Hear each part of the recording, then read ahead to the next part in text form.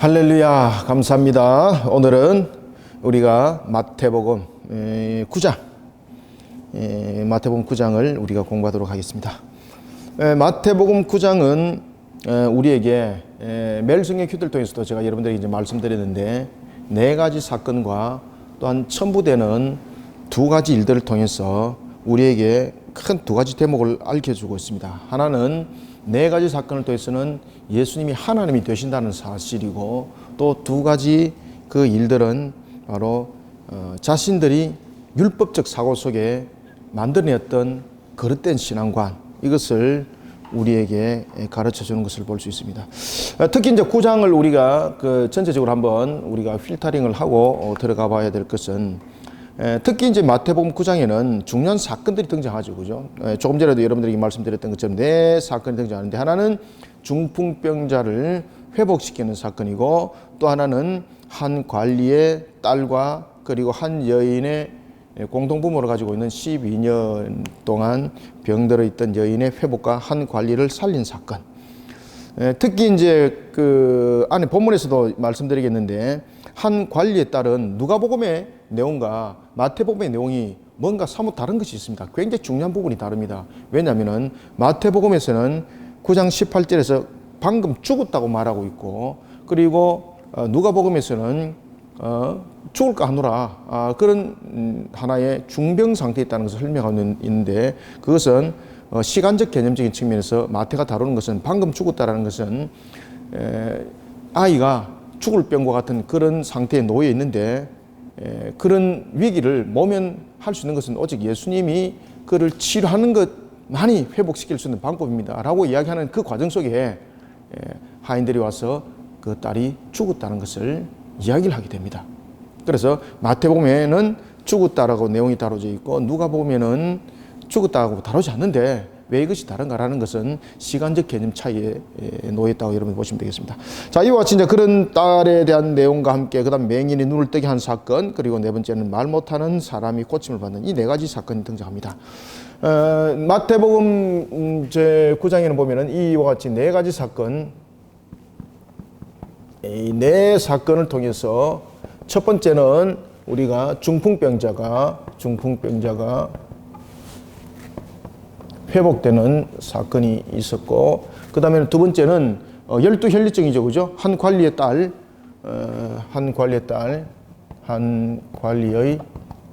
딸과 그리고 12회 혈류증 속에 놓여있던 여인의 회복. 그 다음에 세 번째는 맹인이 눈을 뜨는 사건이고, 네 번째는 말 못하는 자가 회복되는 이 사건들이 있습니다. 이 사건들을 통해서는 무엇을 우리에게 증거해 주고 있습니까? 예수님이 누구라는 이야기입니까? 예수님이 하나님이라는 사실, 하나님의 사실을 우리에게 증거해 주고 있고, 그 다음에 또 두 사건이라기보다는 하나의 두 일들이 있습니다. 두 가지 일들. 그래서 여기서는 두 가지 일들이라고 표현하는 것이 나을 것 같습니다.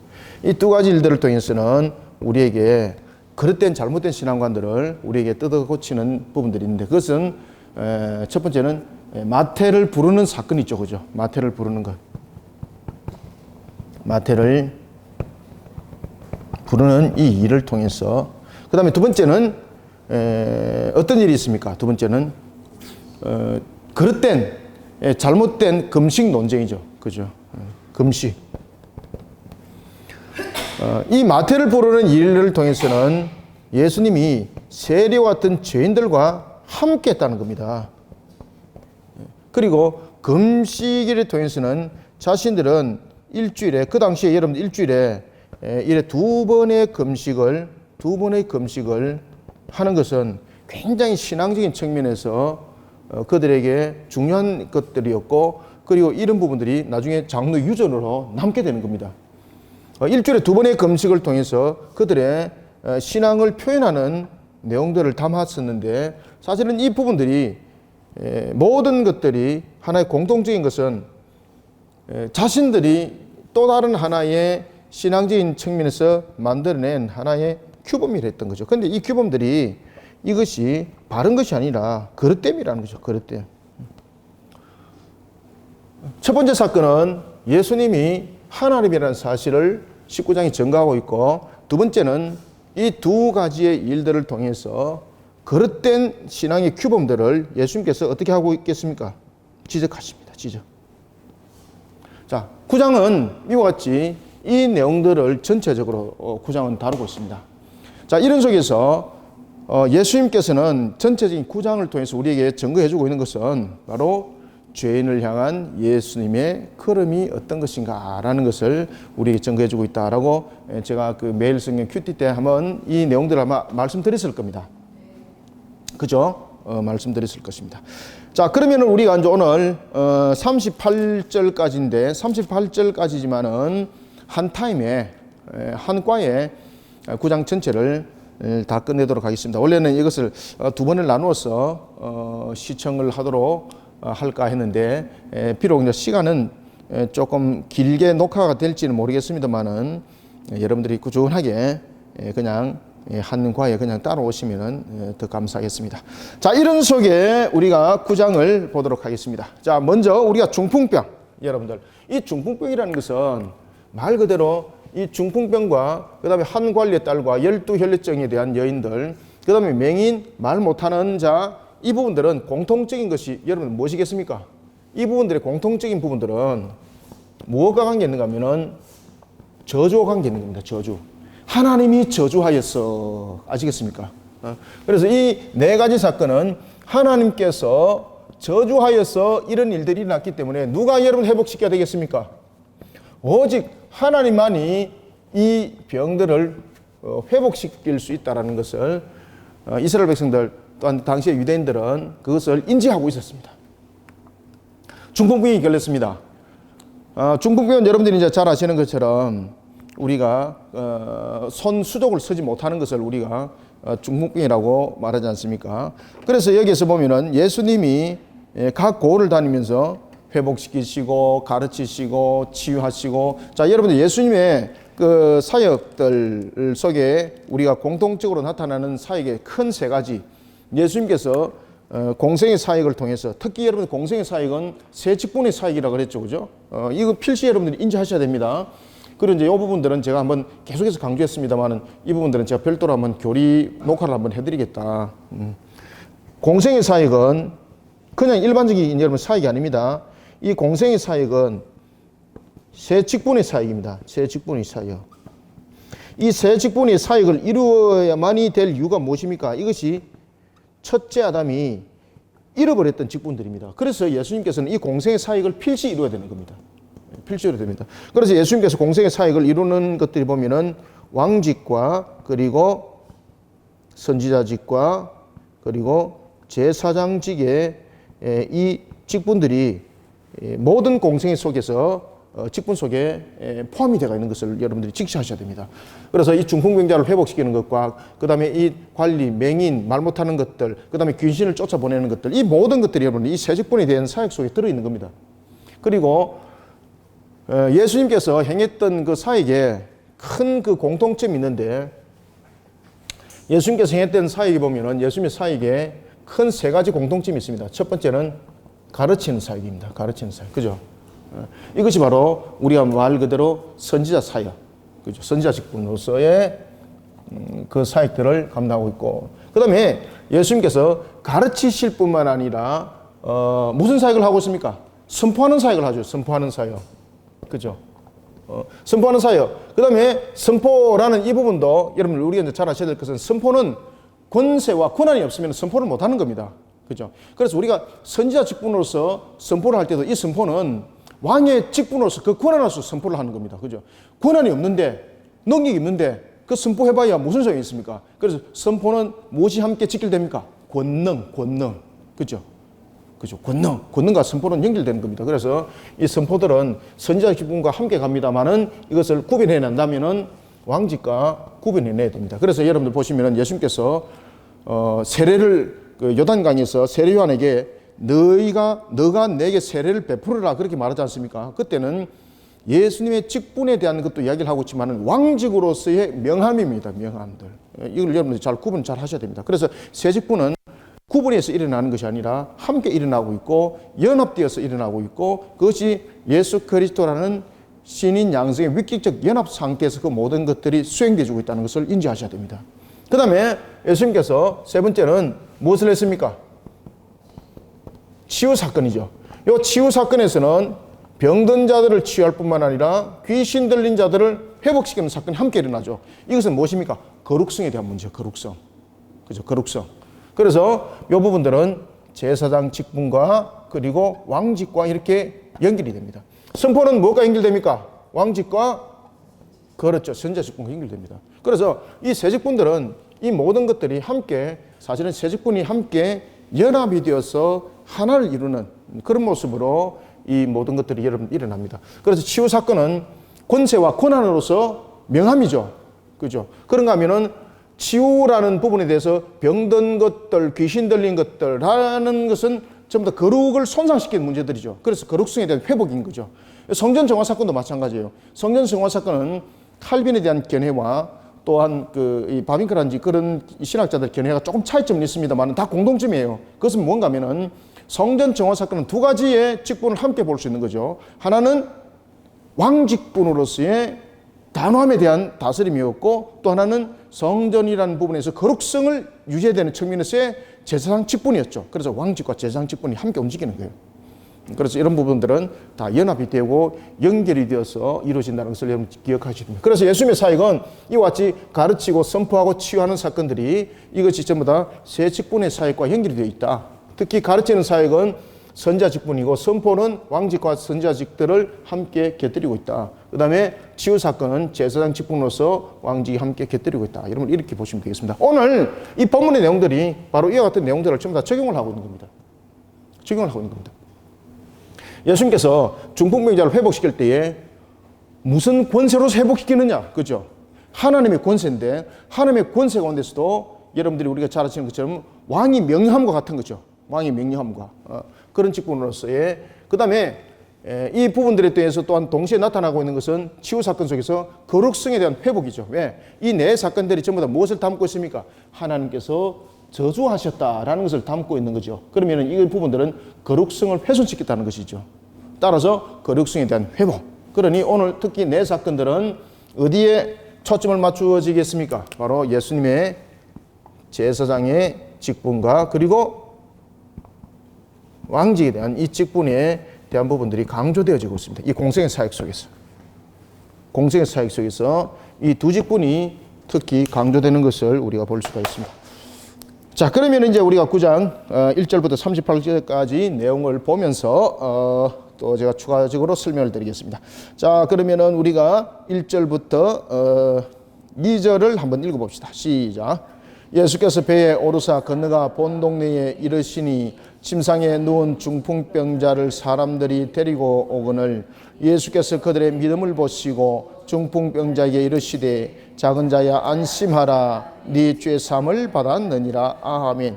자, 여기서 여러분들 주목하셔야 될 것은 중풍병자를 분명히 다른 사람들이 침상에서 메고 왔습니다. 왜냐하면 자신의 걸음으로 걸어올 수 없는 거지 않습니까?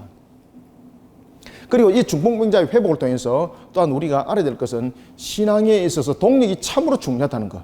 그죠? 신앙에 대한 동력. 우리가 신앙을 견고하게 세우는 데 있어서 너무나도 중요한 것은 동력을 이루는 사역들이 건전한 믿음 속에 이 부분들이 세워져야 된다는 사실. 그리고 동력을 이룰 때에 예수님을 바라보는 동력이 되어야 되는 것이지 세속을 이루는 동력이 됐을 때는 이 중풍병자는 어디로 갑니까? 세속으로 가는 거예요. 자신이 지금 움직일 수 없는 상태잖아요. 함께 동력을 이루는 자들이 예수를 바라보는 믿음이 함께 하였기 때문에 예수를 향한 것이지 만약에 중풍병자는 예수를 향한 믿음이 있는데 함께 동력을 이루는 자들이 세속 속에서 강한 그런 믿음을 가지고 있었다면 그들은 그 침상을 메고 예수님께 갔을까요? 그냥 세상에 갔을까요?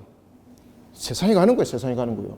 그래서 우리가 동력을 이룰 때도 함께 동일한 믿음의 동력을 이루는 것이 참으로 중요하다는 것을 우리에게 설명을 해주고 있습니다. 그러면서 중풍병자를 메고 왔을 때, 자, 예수님이 이 중풍병자를 바라보면서 어떤 이야기를 하시는가 하면은 작은 자야 안심하라라고 말씀하십니다. 그러면은 우리가 이제 성경에서 보면은 작은 자 이러면은 실질적으로 왜소한 자, 실질적으로 어린아이 이런 것을 작은 자라고 말하고 있거든요. 그런데 예수님께서 오늘 마태복음에서 여기서 작은 자라고 말하는 것은 어떤 의미에서 작은 자라고 말하고 있을까요? 여기서는 작은 자라는 것은요, 예수님이 아주 친밀한 그러한 것을 가지고 그를 부르는 거예요. 호칭을 하듯이. 그런데 생각해 보십시오. 중풍병자예요. 중풍병자는 일반적으로 하나님으로부터 저주받은 병에 저주 상태에 놓여 있는 자지 않습니까? 그런데 그런 자를 친근하니까 부를 수가 없는 거잖아요. 그럼 여기서 예수님께서 공생의 사역을 이루면서 이 땅에 오신 목적을 설명을 합니다. 그것은 뭔가 하면은 예수님께서 이 땅에 오신 것은 군림하는 왕의 직분이 아니라 그리고 어떤 한 위치를 차지하고자 하는 관리적인 측면에서의 제사장의 직분이 아니라 우리를 회복시키는 측면에서의 왕이요 제사장으로서 지금 사역을 이룬다는 것을 작은 자야라는 걸 통해서 설명해 주고 있습니다.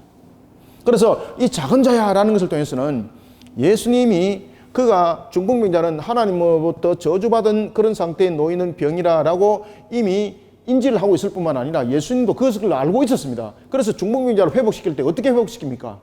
너는 무엇을 받았다? 그렇죠. 죄사함을 받았다. 그래서 회복시키잖아요. 그런데 그런 상태에 있는 그를 친근감 있게 대한다는 것은 무엇입니까? 예수님께서 이 땅에 오신 목적을 설명하는 거예요. 예수님께서 이 땅에 오신 목적이 무엇입니까? 군림하기 위해서 온 것이 아니라 우리의 무엇을 이루기 위해서? 대속사건입니다. 대속사건. 이게 핵심이죠. 핵심. 그래서 이 세 직분들의 모든 사역들이 예수님의 대속사역에 대한 핵심들을 설명을 해나가고 있습니다. 이해가시죠? 이런 중풍병자를 향해서 예수님께서 그들의 믿음을 보시고라는 것입니다. 여기서 그들의 믿음을 보신다는 것은 그들이 믿음 있는 모습으로 나왔다는 것이었고, 이 부분들은 그들의 믿음을 보시고라는 것은 하나님의 택한 백성이라는 이야기였고, 그리고 하나님께서 은혜를 베푸셔서 그들에게 믿음이 생겨났던 그 모습을 설명하고 있는 겁니다. 그런 속에 예수님께서 중풍병자를 보시고 작은 자야 네 죄사함을 받았느니라. 그때에 서기관들이 속으로 예수님을 안식일법에 대해서도 지금 그들이 굉장히 못마땅하면서 예수님을 지금 어떤 관계 속에서 올무를 지금 멸류고 하고 있는 거죠. 그것뿐만 아니라 여러 가지 부분들을 통해서 여러 가지 부분들을 통해서 또한 우리에게 이루어나갈 때에 여러 가지 부분들을 통해서 이루어나갈 때에 이 죄사함이라는 것이 우리에게 무엇을 설명하는가라는 것을 다시 한 번 더 인지시켜주고 있는 것이라 볼 수가 있겠습니다. 그래서 오늘 3절에부터 보면은 어떤 서기관이 속으로 이르되 이 사람이 신성을 모독하도다 이렇게 말합니다. 신성을 모독하도다. 그러면은 예수님께서 신성을 모독하도 예수님께서 행하신 죄사함이라는 것, 이 부분이 신성을 모독하는 행위라고 말하고 있는 것, 여기서 이제 충돌이 일어나는 겁니다. 중풍병자를 바라보면서 죄사함을 받았다. 그러면은 이 죄사함은 오직 하나님만이 행할 수 있는 그 내용들인데 지금 예수라는 사람이 그것을 행했다는 거죠. 그러니 서기관들은 바리새인들은 예수를 신성 모독으로 이제 몰고 가는 겁니다. 그 내용들을 예수님께서 그 속을 이미 다 읽으신 거예요. 그때 예수님께서 이렇게 말씀하십니다. 내가 너희들에게 물어보겠다. 사람이 판단을 내리고 생각을 할 때 너희들이 한번 생각해봐라. 이 중풍병자를 향해서 너가 죄사함을 받았다고 말하는 것과 그리고 네 병이 나았다라고 말하는 것 속에서 어느 것이 말하게 할 수 있는가?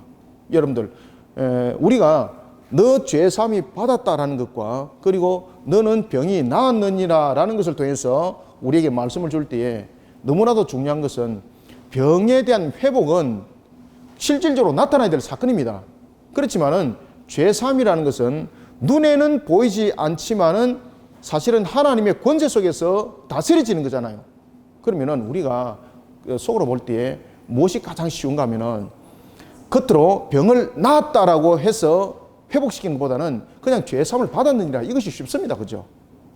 그런데 문제는 죄사함을 받았느니라라는 것이 쉬움에도 불구하고 이것은 무엇과 연결이 됩니까? 결국은 신성 모독과 연결이 되는 거죠. 그러면 만약에 예수님께서 너가 죄사함을 받았느니라 라고 했을 때에 그 죄사함에 대한 선포를 통해서 중풍병자가 만약에 회복이 안 됐다면 예수님은 신성 모독으로 또한 걸릴 수밖에 없는 그런 모습이 되는 겁니다. 이때 예수님의 너는 죄사함을 받았느니라 이 모습 통해서 놀랄 사실이 납니다. 그것은 바로 중풍병자가 회복을 받았다는 이야기입니다. 그래서 오늘 제9장을 통해서는 이 네 사건을 통해서 예수님이 하나님이라는 사실을 설명할 때에 하나님으로서의 이 땅에 오셨을 뿐만 아니라 예수님께서 공생의 사역을 통해서 이루는 이 세식분의 사역들이 어떤 일들을 감당하고 있는지를 우리에게 다시 한 번 더 설명해 주고 있는 것입니다. 그래서 첫 번째 중풍병자의 회복을 통해서는 제사장의 직분으로서 왕의 직분으로서의 이 땅의 공생의 사역을 이루기 위해서 이 땅에 오신 예수님을 증거하는 사건이죠. 이 자체가. 오늘 본문에도 보면은 이렇게 말하고 있습니다. 죄사함을 받았느니라고 했을 때에 만약에 중풍병자 그대로 누워있으면 어떻게 되는 거죠? 그러면 예수님은 신성 모독죄로서 바로 체포되는 거죠. 그죠? 왜? 사기꾼이잖아. 그죠? 자, 우리가 3절부터 6절, 5절까지 읽고 8절까지 또 한번 읽어보겠습니다. 3절부터 5절 읽습니다. 시작. 어떤 서기관들이 속으로 이르되 이 사람이 신성을 모독하도다. 예수께서 그 생각을 아시고 이르시되 너희가 어찌하여 마음에 악한 생각을 하느냐. 네 죄 사함을 받았느니라 하는 말과 일어나 걸으라 하는 말 중에 어느 것이 쉽겠느냐. 아멘. 어느 것이 쉽겠습니까? 여러분들 한번 생각해 보십시오. 그죠? 죄사함을 받았다는 것이 오히려 전자가 더 쉽죠. 그런데 이 죄사함을 받았느니라는 그 말씀에 대해서 그가 그렇게 선포했을 때는 말은 쉽지만은 나중에 이 사람이 회복이 되지 않았을 때는 그 말의 선포자가 신성모독죄로 공인법에 적용이 되고 그런 체포당한 겁니다. 그러니 둘 다 사실은 쉬운 것이 아니죠. 외형적인 측면에서는 전자가 쉽지만은 사실은 공의적인 법적인 측면에서는 둘 다 결국은 쉬운 것이 아니죠. 어떤 측면에서는 보면 후자가 쉬울 수도 있죠. 왜? 전자는 신성모독에 걸릴 수 있으니까. 그렇지만 후자 같은 경우는 너는 병을 낳았느니라 이렇게 말하면은 지금 병은 안 났지만은 신성모독에는 적용이 안 되잖아요. 그러면 사람들이 뭐라 그랬습니까? 이가 병 안 났다라고 말할 때 또 말을 돌리면 되잖아요. 어떻게 돌립니까? 3일 뒤에 나을 거야. 한번 지기배 가봐. 이렇게 또 말을 돌릴 수 있는 거잖아요. 그죠? 그래서 전자도 쉽지 않고 후자도 쉽지 않아요. 그런데 예수님은 하나님으로서 우리의 죄를 대속하시고 우리의 죄를 대속하실 뿐만 아니라 우리의 모든 것들을 회복시키는 그런 하나님으로서 이 땅에 오신 바로 성육신하신 분이라는 것을 이 사건이 증명하고 있습니다. 그래서 죄사함을 받았다고 이야기를 하는 거예요. 그래서 여러분들이 이 구장의 사건들은 그냥 중풍병자가 단순하게 예수님께서 그의 죄를 사하셔서 회복되었습니다라고 여러분 보시면은 그것은 단편적인 것 한 편만 보는 것이고 예수님이 공생의 사역을 통해서 무엇을 이루고자 하는 것을 발견하지 못하는 겁니다. 이와 같이 죄사함을 받았느니라고 선포했을 때에 그러면 어떤 결론이 일어났을까? 침상을 들고 가라 그랬습니다. 자, 우리가 6절부터 8절 한번 읽어봅시다. 어떤 사건이 일어났을까? 시작. 그러나 인자가 세상에서 죄를 사하는 권능이 있는 줄을 너희로 알게 하려 하노라 하시고 중풍병자에게 말씀하시되 일어나 내 침상을 가지고 집으로 가라 하시니 그가 일어나 어떻더라? 그가 일어나 집으로 돌아가거늘 8절 무리가 보고 두려워하며 이런 권능을 사람에게 주신 하나님께 영광을 돌리니라. 아멘. 일어나 갔다라는 사실입니다. 그런데 여기서 8절에서 이제 문제가 불거지는 거죠. 8절에서 보면은 이 부분들을 가지고 무리가라고 말하고 있습니다. 여기서 이제 무리라고 말하는 것은 일반적인 통상적인 그들의 지금 생각이 그렇게 가고 있다는 이야기입니다. 그러면 이들이 통상적으로 어떤 생각 속에서 그들이 생각이 주어지고 가고 있는가 하면은 예수님이 일으켰던 이 사건은 하나님께서 주신 하나의 특별한 능력으로 본 겁니다. 그죠? 그러면은 예수님께서 일으켰던 공생의 사역을 바라보는 측면이 아니죠. 이 제자들도 똑같았죠. 제자들도 이 사건들을 보면서 이 무리들과 동일한 생각들을 했던 겁니다. 그렇기 때문에 예수님께서 십자가에서 죽으심에 관한 십자가 순환사에 대해서 3번을 이야기했을 때도 그것을 받아들이지 못하는 겁니다. 지금 예수님께서는 이 중풍병자의 한 사건을 통해서 예수님께서 일으켰던 공생의 사역이 결국은 이 세직분에 대한 회복의 사역과 함께 대속을 이룰 사역이라는 것을 우리에게 다시 한 번 더 증명을 해주고 있는 겁니다. 이 사건이 있고 난 뒤에 바리새인들이 그리고 사두개인들이 서기관들이 예수님을 체포할 수 없는 겁니다. 왜 그렇습니까? 그 선포한 대로 죄사함을 받았느니라는 그 선포로 인해서 회복이 됐거든요. 그죠? 그러면은 그가 하나님으로부터 주신 권능이라는 거죠. 그러니까 서기관도 손 못 대고 바리새인도 그 누구도 예수님을 손을 대지 못했던 겁니다. 그 일이 있고 난 뒤입니다. 예수님께서 그곳을 떠납니다. 그곳을 떠나셨을 때에 예수님의 일거수일투족이 서기관들과 바리새인들의 초점이 맞춰지게 됩니다. 그때 예수님께서 갔던 곳이 어디입니까? 예수님께서 갔던 곳이 바로 두 가지 일들이 일어나는 속에서 마태를 부르는 사건이 일어나는 거죠. 마태는 여러분들이 잘 아시는 것처럼 세관에서 통행세라든지 이런 것들을 받고 있는 그런 사람이었습니다. 그런 거를 부른다는 거죠. 특히 세관 세리라는 것은 유대 사회에서는 하나의 매국적인 행위를 보고 있었습니다. 왜냐하면 그들이 통관세를 받고 세를 받고 그런 부분들이 유대적인 측면에서의 내용이 아니라 로마를 끼고 이것을 하나의 상업적인 측면에서 로마의 지배 상태에 있는 속에서 상업이 일어나는 것이거든요. 그리고 모든 것들이 이 세를 거둬들이는 것이 로마에게 상납되는 것이죠. 그러니 유대 사회에서는 이것을 유대주의적으로 보는 것이 아니라 로마주의로 보는 거죠. 그럴 때에 유대인들과 함께 하지 못하는 그러한 하나의 이방인들, 죄인으로 그들을 그렇게 구별했던 겁니다. 자, 첫 번째 부분에 대해서도 예수님께서 중풍병자를 회복시킬 때에 너는 무엇을 받았느니라? 그렇죠. 여기서 여러분 핵심입니다. 너는 죄사함을 받았느니라. 지금 그 이야기를 하고 있습니다. 자, 이 네 사건들이 다 그렇습니다. 그 다음에 두 번째, 두 가지에 일어나는 사건 속에서 마태를 부르는 일 속에서 마태가 어디에 앉아 있었습니까? 세관에 앉아 있었습니다. 그리고 마태와 함께 그 집에 있었을 때에 함께 식사를 할 때에 그 집에 누가 함께 했습니까? 세리들이 함께 했습니다. 그때에 이 세관과 세리들은 유대인들이 볼 때에 어떤 자들이었습니까? 죄인들이었죠. 이들은 어떤 측면에서 죄인이었는가 하면은 그들은 이방인으로 취급했기 때문에 죄인입니다. 유대인들은 죄인이 성립이 안 됩니다. 구원적인 측면에서. 어떤 나쁜 짓을 하더라도 유대인들은 구원입니다. 구원. 아시겠습니까? 그래서 유대인들이 가지고 있는 사고는 세 가지 측면에서의 완전한 구원의 백성으로 그들은 설명하고 있는데, 처음에는 아브라함의 혈통으로서 그들은 구원의 백성이고, 두 번째는 그들은 할례, 창세기 17장의 할례 언약이 하나님께서 우리를 완전한 하나님의 백성으로 맞았다는 증거물로 그들은 제시를 하고 있죠. 그 다음에 세 번째는 무엇을 제시합니까? 시내산 율법. 시내산 율법을 그들은 왜 제시합니까? 우리가 하나님의 나라의 백성이 맞다는 것을 하나님께서 공문서를 써서 제시를 했다는 거죠. 그럼 그들은 왜 율법을 지켜야 됩니까? 라고 물으면은 그들은 율법을 지키는 것이 자신들이 선민으로서의 나타내는 표현, 선민으로서의 나타내는 덕, 이것을 그들은 율법의 준수로 보고 있었던 겁니다. 그래서 그들은 심지어 율법을 준수를 하는 측면에서의 이방인들과 그들은 구별해내었고, 그리고 어떤 관계 속에서도 유대인들은 이미 선민으로 결정이 되었기 때문에 어떤 속에서도 죄인이 될 수 없다는 거죠. 아시겠습니까? 스스로 우리가 짓는 그런 자범죄의 죄가 다른 겁니다. 여기서 이제 세리, 그리고 여기서 세관에 있는 자들을 그들이 죄인이라는 것은 어떤 측면에서 죄인을 말하고 있습니까? 유대인이 아니라는 겁니다. 다시 말하면 이들을 누구로 구분하는 겁니까? 이들을 이방인과 동일적인 측면에서 본다는 겁니다. 그러면 이방인과 동일 측면에서 본다는 것은 무엇입니까? 그들은 선민이 아닙니다, 이 뜻입니다. 선민이 아닙니다. 그러면은 예수님께서 마태는 유대인이지만은 유대 사회에서 쫓김을 당했다는 이야기죠. 하나님이 구원 백성을 택하는 것이 아니라 하나님이 결정하는 것이 아니라 자신들 사회에서 결정하는 겁니다.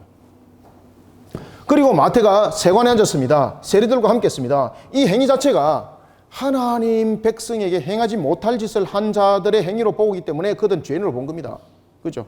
그런데 예수님께서는 그 사실을 압니까 모릅니까? 유대 사회에서 같이 살아오면서 이미 다 알고 있는 사실이죠. 그런데 예수님께서 그를 찾아갑니다. 놀랄 사실은 예수님께서 그들과 함께 음식을 먹습니다. 그죠? 첫 번째도 죄인이죠. 두 번째도 죄인이죠. 그죠? 그래서 예수님의 사역들이 보면은 공생의 사역들이 죄인을 찾아가는 사역이죠. 그래서 9장에는 보면은 이 사역들이 지금 중심을 이루고 있습니다. 그리고 이 사역들이 공생의 사역을 통해서 예수님께서 우리로 하여금 우리의 거룩을 회복시키는 제사상 측면에서의 이 내용들을 함께 담고 있다는 것을 우리에게 설명을 해주고 있습니다. 그리고 또한 마태를 부르는 사건 속에서는 선지자 직분이 이 속에 함께 또 포함이 되죠. 그래서 크게 두 가지로 보면은 왕직과 제사장직이 하나로 묶어지고 그 다음에 선지자 직분이 이렇게 되어서 두 가지가 그 형태를 구축하면서 예수님의 공생의 사역들이 이루어진 것을 볼 수가 있습니다. 자, 9절부터 10절까지 한번 읽어봅시다. 시작. 예수께서 그곳을 떠나 지나가시다가 마태라 하는 사람이 세관에 앉아 있는 것을 보시고 이르시되 나를 따르라 하시니 일어나 따르니라. 예수께서 마태의 집에서 앉아 음식을 잡수실 때에 많은 세리와 죄인들이 와서 예수와 그의 제자들과 함께 앉았더니 11절까지 읽게 되겠네. 바리새인들이 보고 그의 제자들에게 이르되 어찌하여 너의 선생은 세리와 죄인들과 함께 잡수시느냐. 아멘. 아시겠습니까? 지금에서 계속해서 지금 죄인에 대한 문제를 다루고 있죠. 그런데 예수님께서는 죄인을 찾아가는 거죠.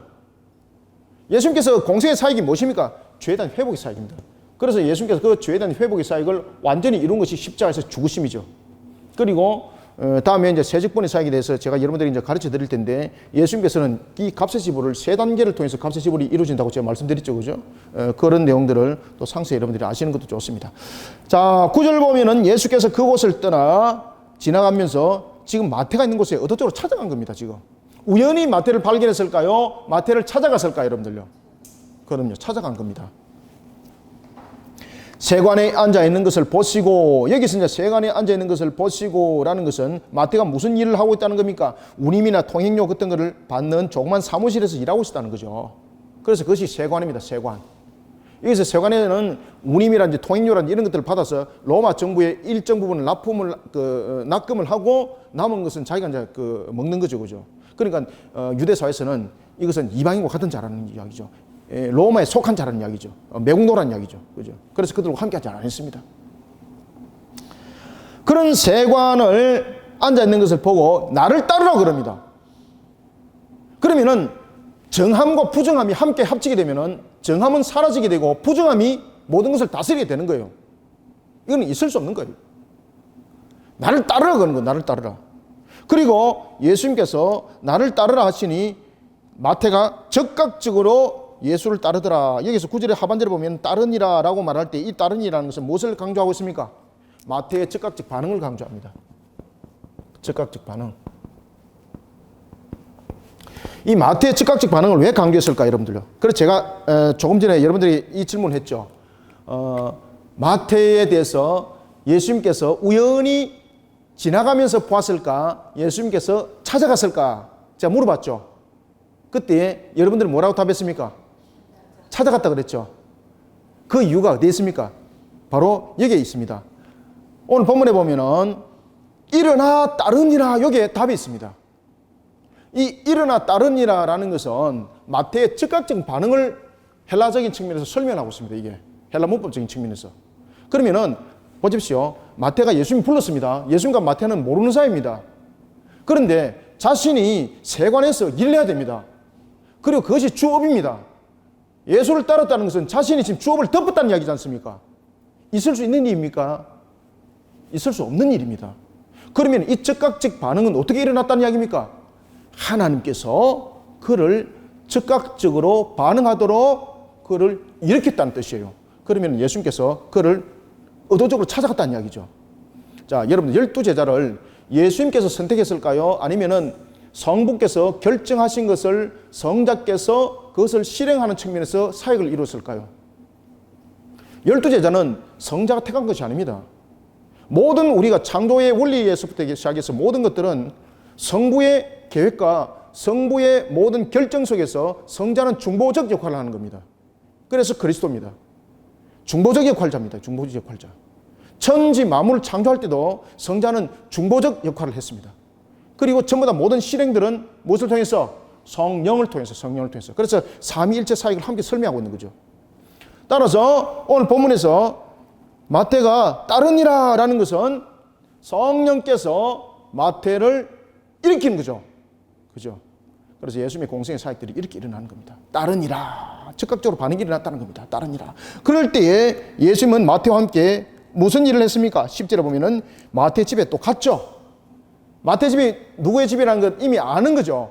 그럴 때 예수님께서는 이미 중풍병자 회복을 통해서 이미 서기관들과 바리새인들에게 태클을 들었다는 것도 알고 있고, 그런 측면에서는 예수님이 마태와 함께하면은 또 다른 하나의 빌미를 제공한다는 것을 알고 그의 집에 머물지 않습니다. 그런데 예수님께서 얻어서 가는 거예요, 지금.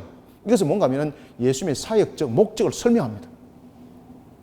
예수님께서 우리의 구원을 위해서 사역을 이룰 때에 어떤 방위적 요소도, 어떤 관계적 요소도 회피적인 요소가 아니라 예수님은 정면 돌파를 했다는 겁니다. 왜? 우리를 구원하기 위해서, 우리의 회복을 위해서. 그래서 마태 집에 간 겁니다. 예수께서 마태 집에 앉아 음식을 잡수실 때에 보십시오. 많은 세리와 그리고 죄인들이 와서 예수와 그의 제자들과 함께 앉아 있는 것을 누가 봤습니까? 바리새인들이 본 거죠. 그리고 바리새인들이 바로 태클 들어온 거죠. 자, 11절 읽습니다. 자, 11절 시작. 바리새인들이 보고 그의 제자들에게 이르되 어찌하여 너의 선생은 세리와 죄인들과 함께 잡수느냐. 아멘. 이게 바로 이제 태클이 딱 들어온 거죠. 왜냐하면은 그리 했을 때에 예수님이 가지고 있는 모든 것들은 실효성을 잃어버리게 되는 겁니다. 왜? 그도 이방인과 함께 부정한 자가 되기 때문에. 그때에 예수님께서 뭐라고 말씀하시는가 하면 자신이 이 땅에 온 목적을 설명합니다. 그리고 자신이 공생의 사역을 이루는 내용들을 설명합니다. 그래서 여러분들 구장들 같은 경우는 그냥 총알 측면에서 그냥 보는 것이 아니라 사건들을 하나하나 측면에서 나눠서 보아야 될 눈이 있어야 됩니다. 예수께서 12절, 13절 두 절을 읽습니다. 뭐라고 말씀하시는지 시작. 예수께서 들으시고 이르시되 건강한 자에게는 의사가 쓸데없고 병든 자에게라야 쓸데있느니라. 너희는 가서 내가 긍휼을 원하고 제사를 원하지 아니하노라 하신 뜻이 무엇인지 배우라. 나는 의인을 부르러 온 것이 아니요 누구를? 죄인을 부르러 왔노라. 아멘. 무슨 이야기를 하고 있습니까? 앞에도 죄인이었죠. 뒤에도 무슨 이야기를 하고 있습니까? 죄인 이야기를 하고 있죠.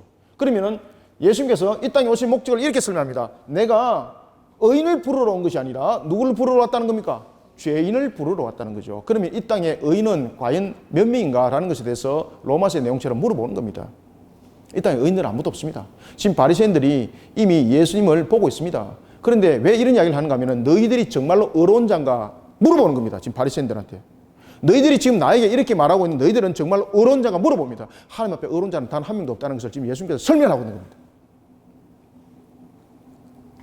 그래서 12절에 보면은 스스로 구원받은 자라고 이야기를 하고 있고 스스로 온전한 자라고 이야기하고 있는 바리새인들과 그 서기관들의 허무맹랑한 이 잘못된 신앙관들을 이 속에서 함께 설명을 하고 있고 그릇된 것을 지금 지적을 하고 있습니다. 지금 이 속에서. 아시겠죠? 그죠? 지적을 하고 있습니다.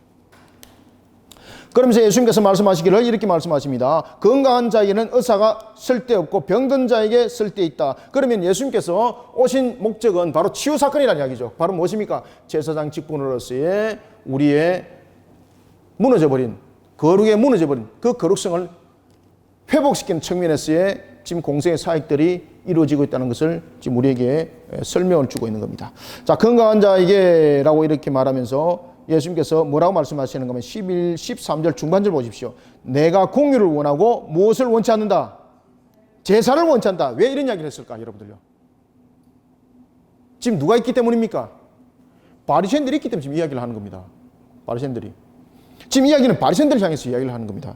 내가 공의를 원하고 제사를 원하지 않는다는 것은 어떤 내용들인가 하면은 너희들은 행위를 쫓아서 신앙을 하지만은 너희들이 행위를 쫓아가는 그 신앙이 너희들의 구원의 조건이 아니라는 거죠.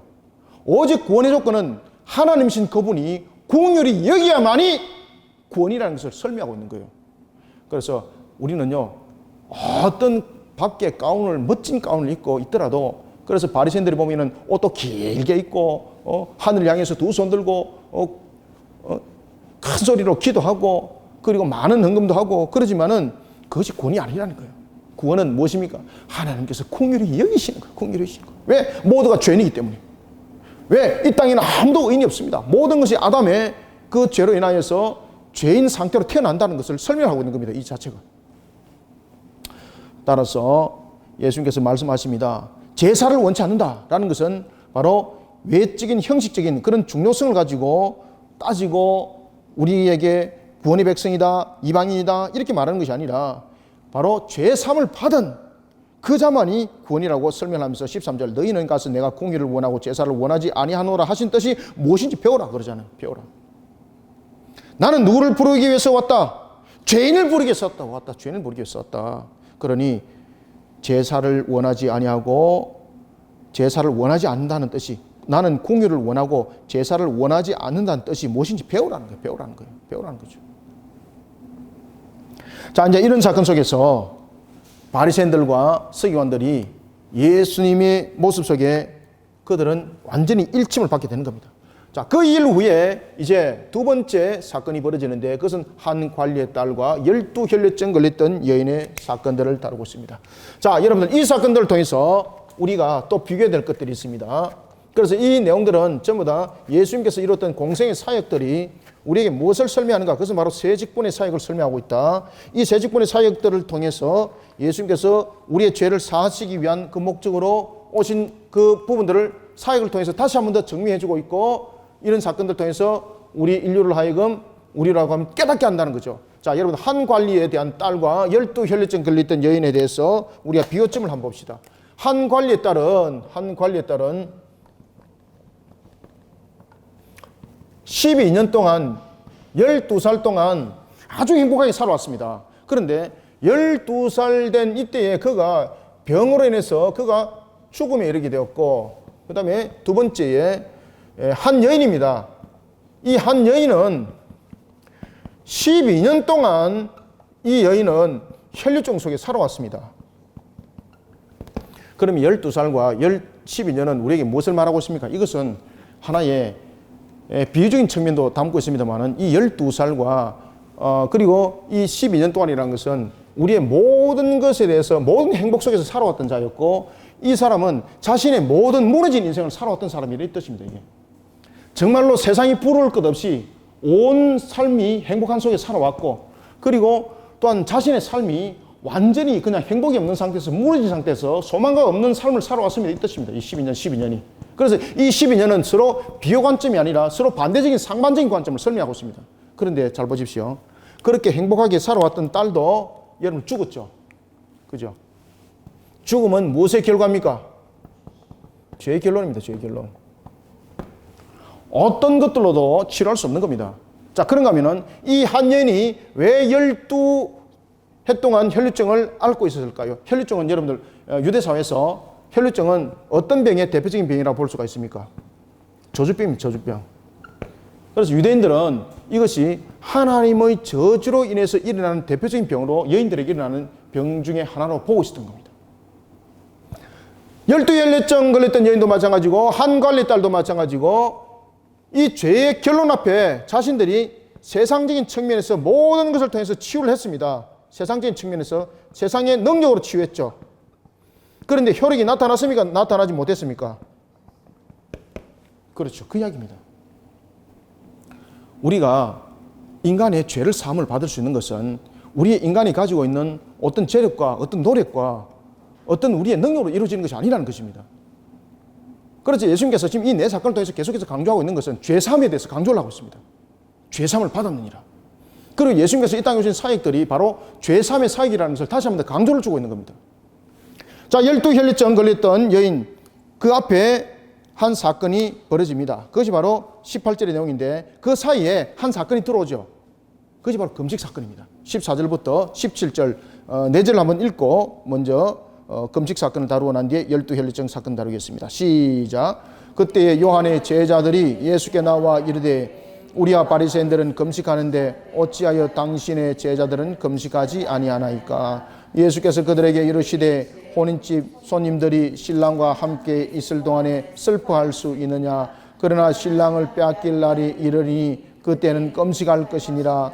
생배 조각을 낡은 옷에 붙이는 자가 없나니 이는 기운 것이 그 옷을 당겨 헤어짐이 더하게 됨이요 새 포도주를 낡은 가죽 부대에 넣지 아니하나니 그렇게 하면 부대가 터져 포도주도 쏟아지고 부대도 버리게 됨이라. 새 포도주는 새 부대에 넣어야 둘이 다 보존되느니라. 아멘. 그때에 요한의 제자들이 예수께 나옵니다. 왜 나왔겠습니까? 그 당시에 이제 요한이 세례 요한이 헤롯 사건으로 인해서 옥에 갇히게 되는 겁니다. 헤로디아와 헤롯 사건으로 인해서 그 일로 인해서 요한의 제자들은 예수님께 그리고 제자들에게 굉장히 불만이 많았습니다. 두 가지 불만. 첫 번째, 예수님이 만약에 메시아가 맞다면 예수님께서 해야 될 제일 먼저 사역이 무엇입니까? 병든 자를 치료하는 사역이 아니고 누구를 찾아가야 되는 겁니까? 요한은 면회 가야 되는 거예요. 그리고 누구를 구해내야 되는 겁니까? 그 능력으로 이 병든 자를 지금 회복시켰잖아요. 지금 중풍병자 지금 낫겠죠? 이 능력으로 요한을 옥에서 끄잡아내야 되는 거예요. 그런데 요한은 안 끄잡아내는 거죠. 그러니까 요한의 제자들이 예수님에게 불만이 많은 거예요. 당신이 정말로 메시아가 맞다면 떠들어 다니면서 병든 자 낫게 하고 그리고 내가 너희의 죄를 사하러 왔노라 라고 말할 것이 아니라 예언의 말씀대로 당신은 요한을 옥에서 끊어내야 된다. 그래야만이 당신이 메시아라는 것을 우리는 믿고 또한 증명되는 것이다. 그 속에서 세례 요한의 제자들이 불만이 많았던 겁니다. 왜? 예수님의 행동이 틀렸거든. 자신들이 지금 알고 있는 그런 메시아관 속에서 해야 될 행동 속에서 그 일들을 안 하고 있거든. 그래서 세례 요한의 제자들도 바로 예수님께서 공생의 사역이 무엇인지 우리의 죄사함을 이루고자 하는 사역을 통해서 이루고자 했던 것이 무엇인지를 그들도 몰랐다는 이야기입니다. 지금 여기. 그러면서 이 세례 요한의 제자들은 또한 금식을 했습니다. 누구처럼? 바리새인들처럼. 이들은요 아주 율법적인 측면에서도 하나님의 말씀을 지켰다는 이야기입니다. 그 당시에 유대 사회 속에서 신앙의 아주 지도층에 있는 자들은요 일주일에 2번을 꼭 금식을 했습니다. 2번의 금식은. 그래서 여기서 금식은 그들이 그냥 일상적으로 일어나는 것이 아니라 누가복음 18장 2절에 거기 나타납니다. 누가복음 18장 2절에 보면은 일회에 금식을 2번 한다고 우리에게 정리해 주고 있습니다. 일회에 일주일에 이들이 금식을 2회를 실시합니다. 그리고 이 부분에 대해서 바리새인뿐만 아니라 누구도 함께 요한의 제자들도 여기서 요한은 세례 요한의 제자입니다. 세례 요한의 제자들도 이 금식에 대해서 철저히 지켰다는 거죠. 그런 율법적 사고 속에 있는 그들에게 예수님의 불만은 무엇인가 하면 당신이 이런 능력들을 가지고 있으면서 왜 세례 요한을 옥에 갇힌 세례 요한을 안 구하냐 이 말이에요. 그래서 불만이 가득한 속에서 예수님께 나와서 이렇게 말하는 겁니다. 그때 요한의 제자들이 예수께 나와 우리와 바리새인들은 금식하는데 어찌하여 당신의 제자들은 금식하지 아니하나이까? 바로 그 내용입니다. 그때 예수님께서 이렇게 말씀하십니다. 내가 와서 해야 될 일과 그리고 이 상태에서 이루어져야 될 일들이 있다. 예수님께서 이렇게 말씀하세요. 혼인집 손님이 신랑과 함께 있을 동안에는 설팔 일이 아니다.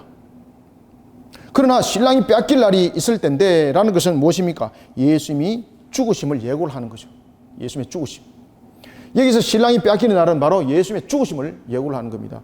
예수님의 죽으심이 있을 날에는 그때는 애곡하면서 통곡하기 때문에 너희들은 스스로 금식할 것이다. 그러면 이 말들은 무슨 말인가 하면은 세례 요한이 옥에 갇힌 것을 내가 두는 것은 세례 요한의 사역이 그곳에서 다 이뤘다는 뜻입니다. 그래서 세례 요한을 옥에 가둔 것은 세례 요한을 쉬게 하는 측면의 사역을 쉬게 하는 측면에서 그를 두는 거예요. 그리고 이 내용들을 알지 못하니까 영적 미련한 자들이 이것을 알지 못하니까 자신들의 해법 속에서 모든 것들을 만들어가는 겁니다. 그러다 보니까 그들은 행위적인 그런 율법적 사고 속에서 일주일에 2번씩이나 우리는 금식을 하고 있는 철저하게 하나님의 말씀을 지키는 자입니다라는 것은 무슨 뜻인가 하면 우리는 하나님의 말씀대로 우리는 메시아를 기다리고 있는 자입니다. 당신이 만약에 그 말씀대로 메시아가 맞다면 당신은 지금 옥에 있는 누구를 구해야 됩니까? 세례 요한을 구해야 되는데 당신 지금 무슨 짓 하고 있습니까? 지금 이 뜻입니다. 이게. 그때 예수님께서 하시는 말씀은 우리가 지금 해야 될 일이 있고 그리고 또한 그때에 일어날 일들이 있다는 거죠. 지금은 금식할 때가 아니라는 거죠. 그리고 이 내용들을 통해서 나중에 뒤에도 이제 설명합니다만은 나중에 세례 요한에게 전하라 그럽니다. 지금 너의 사역은 여기서 이제 다 너의 수고가 끝났느니라. 그러면서 예수님께서 이렇게 말씀하시죠. 16절을 보면은 생배 조각에 낡은 옷을 붙일 자가 없느니라. 여기서 생배 조각은 무엇입니까? 여기서 생배 조각과 낡은 옷은 쌍반된 측면을 갖고 있는 거죠. 여기서 생배 조각은 바로 예수님으로 말미암아 시작된 바로 새로운 질서, 새로운 가르침, 새하늘과 새 땅, 그죠? 그 내용들을 설명하고 있고, 낡은 옷은 무엇입니까? 율법적, 사고적, 형식적 속에 놓여져 있는 것을 말하고 있습니다.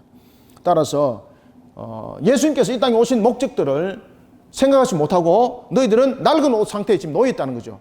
무슨 상태? 율법적 사고 속에서 아직도 너희들은 헤매고 있구나. 율법적 사고 속에서. 그러니 낡은 옷과 생배 조각을 붙여서 서로 간에 연결되었을 때는 온전해질 수 없다는 거죠. 그러면서 또 한 비유를 설명할 때에 새 포도주를 낡은 부대에 넣으면 안 된다는 거죠. 왜냐하면 포도는 발효성 식품을 가지고 발효성을 가지고 있습니다. 따라서 새 포도를 만약에 흔 가죽 부대에 넣게 되면은 흔 가죽 부대가 새 포도가 발효되면서 낡은 가죽 부대가 터져버리는 거죠. 그럴 때에 새 포도주는 어디다가 담으라? 새 가죽 부대에 담으라는 거죠. 이것은 무슨 이야기인가 하면은 예수님이 오셔서 법을 새로 바꿨다는 것이 아니라 율법을 완성한 측면에서 예수님 그분이 직접 오셨다는 거죠. 지금까지 우리가 지금 이 내용입니다. 지금까지 낡은 옷이라는 것은 지금까지 우리가 율법적 사고 속에서 오실 메시아를 우리가 바라보고 그분을 기다렸다면 이제 오신 그분 안에 들어가야 된다는 이야기입니다. 이해가시죠? 그런데 지금 세례요한의 제자들은 그런 사고, 과거의 율법적 사고 속에서 종교 행위적 속에 아직 사로잡혀 있다는 거죠. 그러니 예수님께서 이 땅에 오신 목적들을 바르게 알고, 그리고 예수님이 이 땅에 오신 그 이유들을, 중풍병자를 회복시킨 이 사건들, 이 모든 내용들을 너희들이 직시를 하고 내가 이 땅에 이루고자 하는 사역이 무엇인지를 바르게 알으라는 그런 내용들을 설명을 해주고 있습니다. 그래서 생배 조각을 낡은 옷에 붙이는 자가 없나니 이는 기우는 것이 그 옷을 당기어 헤어짐이 더하게 되며, 그리고 17절 새 포도주를 낡은 가죽 부대에 넣지 아니하나니 그렇게 하면은 어떻게 된다? 가죽 부대가 터져 포도주도 쏟아지고 부대도 버리게 됨이라. 새 포도주는 새 부대에 넣어야 둘 다 보존되리라. 이 말은 예수님은 율법을 폐기하기 위해 온 것이 아니라 율법을 완성하기 위해 왔다는 뜻을 설명하고 있는 겁니다. 그러니 예수 안에 들어오는 믿음이 되어야 된다는 것이고, 그리고 그러한 우리의 믿음과 사원이 되어야 되는 것을 설명하고 있습니다. 자, 이런 속에 이제 조금 전에 설명했던 한 관리의 딸과 12혈례증 사건이 벌어지게 됩니다. 예수께서 이 말씀을 하실 때 한 관리가 찾아옵니다. 한 관리가 찾아온 것은 여러분들 어떤 측면에 설명을 하고 있는가 하면은 바리새인과 한 관리를 설명하고 있는 겁니다. 바리새인은 바로 오실 메시아를 기다리는 그 관점에 종교 지도자입니다. 그렇지만 이 한 관리는 그런 개념 속에 놓이지 않는 자입니다. 그럼에도 불구하고 정말로 하나님의 말씀을 바르게 가르치고 바르게 인도해야 될 자들은 하나님의 말씀을 오판하고 있고, 그런가 하면은 한 관리는 예수를 믿음으로 바라보면서 나왔더라는 것입니다. 이 한 관리는 바로 권력을 쥐고 있는 자였습니다. 그가 12살 먹은 딸을 그가 얼마나 애지중지하면서 키워왔겠습니까? 그런데 그 딸이 병이 걸렸습니다. 그러면 이 딸을 회복시키기 위해서 얼마나 많은 노력들을 했겠습니까? 그런데 이 딸이 죽을 수밖에 없는 그런 병에 걸렸다는 거죠. 누가복음에 보면은 이 딸은 지금 죽은 것이 아니라 지금 죽을 병에 걸렸다라고 누가복음에서는 설명을 하고 있습니다. 그래서 누가복음 8장에 보면은 이 딸이 금방 죽은 것이 아니라 죽을 병에 걸렸다고 하고 있습니다. 그러면서 예수님과 대화를 나누는 사이에 종들이 찾아옵니다. 왜 찾아옵니까? 당신의 딸이 죽었다는 거죠. 그래서 마태복음의 내용과 누가복음의 내용이 목사님 다릅니다라고 설명하면은 여러분 오해하시는 겁니다. 누가복음은 예수님과 그 한 관리가 딸이 죽기 전에 대화한 내용을 다룬 것이고, 그리고 마태복음은 한 종이 찾아와서 자신의 딸이 죽은 것을 전하고 난 뒤에 그 대화 내용을 다루고 있는 겁니다. 그래서 시간적 관점 속에서 이 내용들을 설명하는 거니까 여러분 절대 오해하시면 안 됩니다. 자, 예수께서 12살 먹은 딸이 죽게 된 것과 12혈류증 걸린 여인을 어떻게 회복시켰는지 봅시다. 자, 18절부터 21절까지 읽습니다. 시작. 예수께서 이 말씀을 하실 때에 한 관리가 와서 절하며 이르되 내 딸이 방금 죽었사오나 오셔서 그 몸에 손을 얹어 주소서 그러면 살겠나이다 하니 예수께서 일어나 따라가시매 제자들도 가더니 12해 동안이나 혈류증으로 앓는 여자가 예수의 뒤로 와서 그 겉옷가를 만지니 이는 제 마음에 그 겉옷만 만져도 구원을 받겠다 함이라. 아멘.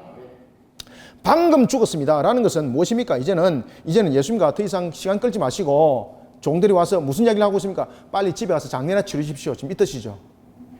자, 그때 19절 예수님께서 뭐라고 말씀하십니까? 예수님께서 그 소리를 듣고 일어납니다.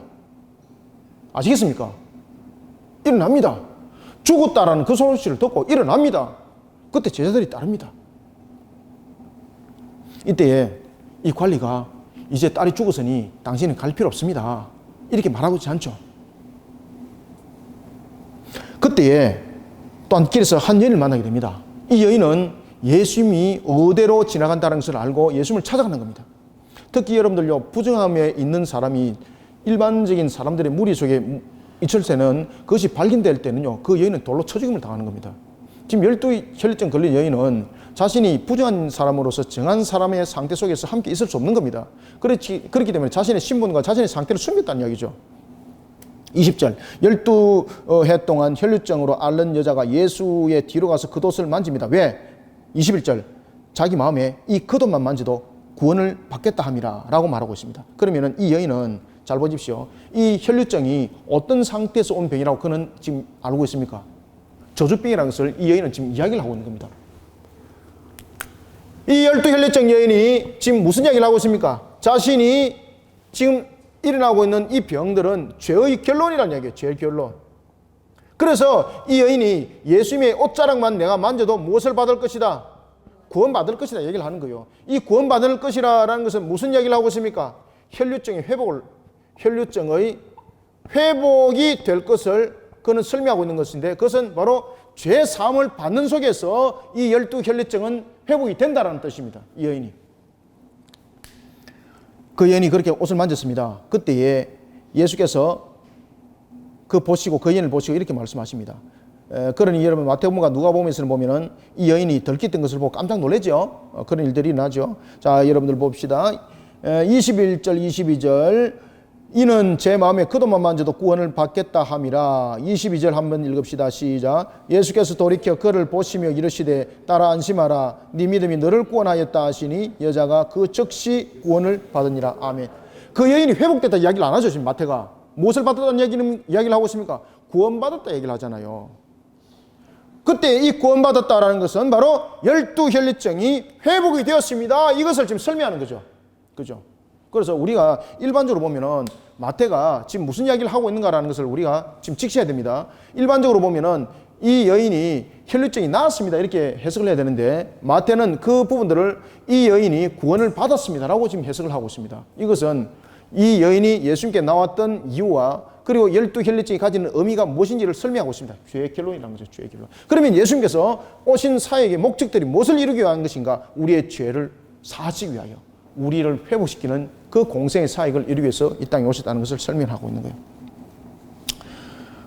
거예요. 그러니 예수님께서 네 믿음이 너를 구원하였다 하시니 그 여자가 즉시 구원을 받았다. 혈류증이 회복되었다는 뜻이에요. 자, 이런 속에 이제 가는데 관리의 집에서 종들이 또 와서 또 이렇게 말합니다. 23절부터 26절 읽습니다. 시작. 예수께서 그 관리의 집에 가사 피리 부는 자들과 떠드는 무리를 보시고 이르시되 물러가라. 이 소녀가 죽은 것이 아니라 잔다 하시니 그들이 비웃더라. 무리를 내보낸 후에 예수께서 들어가사 소녀의 손을 잡으심에 일어나는지라. 그 소문이 그 온 땅에 퍼지더라. 아멘. 자, 예수님께서 한 관리 집에 이제 가까이 왔습니다. 가까이 오니까 지금 무슨 일이 일어났습니까? 지금 장례가 일어난 거예요. 장례가 일어난 거예요. 피리 부는 자들과 떠드는 자들은 당시 유대 사회의 장례 풍습입니다. 그리고 그 유대 사회 속에서는 이 장례를 치를 때에 애곡을 대신해 주는 자들도 있었습니다. 삭을 받고 일당을 받고, 요새 말로 말하면은 일당을 받고 아이고 이 고가는 거 이 얼마나 고가는 것이 힘든지 모릅니다. 이 일당을 받고 고가는 사람들이 있었습니다. 그 전문가들, 고가는 전문가들. 피리 부는 자들과 그리고 떠드는 무리들을 보시고 이르시되 물러가라. 이 소녀가 잔다. 죽은 것이 아니라 잔다는 거죠. 죽음은 여러분 영육 간의 분리 상태를 말하고 있는 거죠. 육신은 죽어도 영은 불멸이죠. 여기서 예수님께서 육신을 자는 것으로 말하고 있는 것은 이 아이의 죽음의 상태를 설명할 때에 왜 잔다고 말했을까? 여러분들 죽는다는 것은 지금 여기서 보면은 지금 12혈류증 여인은 지금 죄의 결론 속에서 그가 구원받았다고 얘기를 하고 있죠. 자, 그 다음에 한 관리에 따른 무엇을 가지고 지금 그가 죄인이라는 것을 설명합니까? 인간은 죄로 인해서 죽을 수밖에 없는 죽음 상태에 놓이지게 되는 겁니다. 이걸 설명하는 겁니다. 인간은 누구를 막론하고 그 죄로 인하여서 죽을 수밖에 없는 존재입니다. 그런데 여기서 죽음을 죽었다라고 말하지 않고 잔다고 말합니다. 자는 것이라고 말하고 있습니다. 이 죽음을 자는 것이라고 말하고 있는 것은 곧 일어나서 깨어날 것을 지금 예고를 하고 있는 거죠. 그죠? 이것은 바로 뭔가 하면은 예수님께서 이 땅에 오신 사역, 공생의 사역이 무엇인가를 설명하는 겁니다. 그것은 바로 인간의 절망 가운데 있는 이 죄로부터 우리를 어떻게 할 것을, 그렇죠. 우리를 죄의 결론으로부터 회복시킬 분으로서 이 땅의 사역을 이룰 것을 우리에게 설명하고 있습니다. 그래서 이 한 관리의 딸을 향해서 죽었다 말하지 않고 너희들은 죽은 것이 아니라 잔다라고 이렇게 말했다는 거죠. 그죠? 예. 잔다는 것은 다시 깨운다는 이야기죠. 그래서 이 우리가 죽음에 관해서 우리가 잠깐 교리적인 측면에서 이거 알고 또 넘어갑시다. 물론 내가 몇 번 강의를 했습니다만은 오늘 마태복음 9장은 그렇게 어려운 내용이 아니기 때문에 제가 그냥 깊은 내용들은 다루지 않습니다. 그 전에 다 다루었고 다시 한번 반복적인 측면에서 이야기를 하고 있는 겁니다. 그래서 여러분들이 참고를 잘 하시고 따라오셔야 돼요. 안 그러면 이 내용들이 굉장히 길어져요. 자, 여러분들, 우리가 죽음은 우리가 유기된 자와 그리고 하나님으로부터 택함을 받은 자에 대한 죽음에 대해서 설명을 합니다. 유기된 자의 죽음은 바로 심판입니다. 이것은 회복이 없습니다. 그렇지만은 선택받은 자의 죽음은 첫 번째 무엇의 값입니까? 그렇죠. 죄의 값입니다. 그 다음에 두 번째 죽음은 무엇입니까? 죄의 단절입니다. 단절. 아시겠습니까? 이 죄의 단절이라는 것은 무엇을 의미를 합니까? 죄의 단절이라는 것은 무엇을 담고 있습니까? 부활은 무엇이죠? 회복을 말합니다. 회복. 완전한 회복. 그래서 이 죄의 단절이라는 것은 죽은 상태로서 그 죄는 값을 전부 다 지불했다는 거죠. 이 상태에서 이제 죽음은 완전히 죄로서 그 값을 지불했기 때문에 더 이상 죽음이 우리를 다스릴 수 없다는 이야기예요. 그러면은 여기에서부터 일어나는 것은 바로 무엇을 이야기를 하고 있습니까? 영생이라는 것을 설명하고 있습니다. 이 화면 보이죠? 영생이라는 것을 설명하고 있습니다. 울시누스 웨스트민스터 소리문답뿐만 아니라 제가 하이델베르그를 통해서도 이 문제들을 제가 여러분들에게 상세히 다뤄드렸습니다. 그래서 이런 부분들은 빨리 스쳐 지나가도록 하겠습니다. 그러니 예수님께서 죽은 것이 아니라 잔다라고 말한 것은 무엇을 지금 설명하고 있는 겁니까? 이 상태를 설명하는 것이 아니라 무슨 상태? 지금 이 상태를 설명하는 겁니다. 이 상태. 그죠? 잔다라는 것은 이 상태를 말하지 않습니다. 이 상태는 죽음입니다. 죽음. 회복되지 않습니다. 택한 백성은 바로 그의 죽음은 죄에 대한 값으로 죽는 것이고, 그리고 죄에 대한 단절로서의 그는 다시는 죄의 값으로 죽는 것이 아니라 영생한다는 것을 설명하고 있고, 그리고 부활로서 살아날 것을 설명하고 있습니다. 물론 이 아이가 살아난 것은 부활이 아니라 소생이지만은 그 부활을 예고를 하고 있는 겁니다. 그래서 예수님께서 잔다고 말을 하는 겁니다. 이해가시죠? 잔다 하시니, 그러니까 사람들이 어떻더라? 비웃더라는 거죠. 비웃더라. 왜? 하나님만이 할 수 있는데 당신이 뭔데 이게 와서 껄떡거리냐 이 말이야. 그때에 무리들이 있는데 무리들 보내놓고 난 뒤에 예수님께서 들어가서 소년의 손을 잡으면서 일어나라 그럽니다. 일어나라 그럴 때에 그 소년은 어땠더라? 성경은 말합니다. 일어난지라. 그리고 그 소문이 온 땅에 퍼지게 됩니다. 자, 이런 속에 또 한 사건이 일어나게 되는데 그것은 바로 말 못할 자의 회복과 맹인에 대한 사건들이 함께 묶어져 일어나는 것을 우리가 볼 수가 있겠습니다. 자, 우리가 이제 이 본문들은 우리가 좀 빨리 읽으면서 제가 빠른 속도로 설명하고 9장은 마무리를 하도록 하겠습니다. 자, 27절부터 자, 31절까지 쭉 읽읍시다. 시작. 예수께서 거기에서 떠나가실새 두 맹인이 따라오며 소리질러 이르되 다윗의 자손이여 우리를 불쌍히 여기소서 하더니 예수께서 집에 들어가심에 맹인들이 그에게 나오거늘 예수께서 이르시되 내가 능히 이 일 할 줄을 믿느냐 대답하되 주여 그러하오이다 하니 이에 예수께서 그들의 눈을 만지시며 이르시되 너희 믿음대로 되라 하시니 그 눈들이 밝아진지라 예수께서 엄히 견고하시되 삼가 아무에게도 알리지 말라 하셨으나 그들이 나가서 예수의 소문을 그 온 땅에 퍼뜨리니라. 아멘. 자, 예수께서 떠나가실 때에 두 맹인이 따라옵니다. 그러면은 제가 또 말씀드립니다. 두 맹인이 예수님을 찾아온 것처럼 성경에서는 말하고 있습니다만은 이 두 맹인을 예수님께서 찾아갔을까요? 아니면은 예수님께서 우연히 지나가다 두 맹인을 만났을까요? 찾아간 겁니다. 여기서 일어나는 모든 사건들은요, 예수님께서 우연히 지나가다가 아이고 그런 일이 있었어요. 아이고 어떻게 하노? 아이고 가슴이 아프네. 그러면 회복시켜 드릴게요. 이게 아닙니다, 여러분들.